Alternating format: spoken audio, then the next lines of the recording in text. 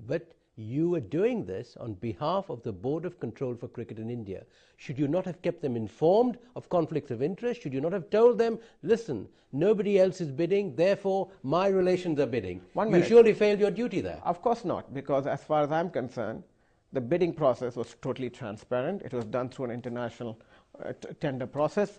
The people who bid were in the bidding room. They sat there. Everybody knew who they were. They all signed on the dotted line. They took the tender. They took the documentation. So when somebody turns around and says that they didn't know about it, it's absolutely a false story. They knew about it from day one.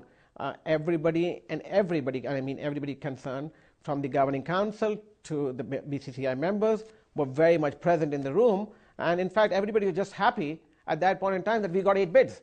At the end of the day, I mean, and they were extremely happy that they got 8 bids. So you did not subvert the bidding process, the auction process. Take the case of Rajasthan Royal. You signed an agreement with a company where Rajasthan Royal's name doesn't appear. The Jaipur Cricket 11 name appears. Again, I think you're confusing the fact of a brand, Rajasthan Royal, vis-a-vis a company, Jaipur or Emerging Media, whatever that may be. The process, you got to understand, is that at the time of the bidding, we were moving so fast. Nobody had companies set up. We allowed, through the tender, it's actually in the tender process, we allowed prospective bidders to bid, form new companies, new structures at that point in time, and gave them time or X number of months to set it up and get their organization structures in place. It was formally done. We had the best practices. We hired the best people. You know, we cut no corners. We had people like IMG who were scrutinizing each and every document. In fact, they were the back-end legal people. In fact, I don't go around negotiating papers or documents or drawing up agreements. Those are the job of the lawyers. Those are the job of the operating team. Yes, I sign them because I'm the chairman when it comes to me for signature. And the process was put in place by us, and we had the best in the world devising it. We cut no corners, and we went out there to make sure that the work was done.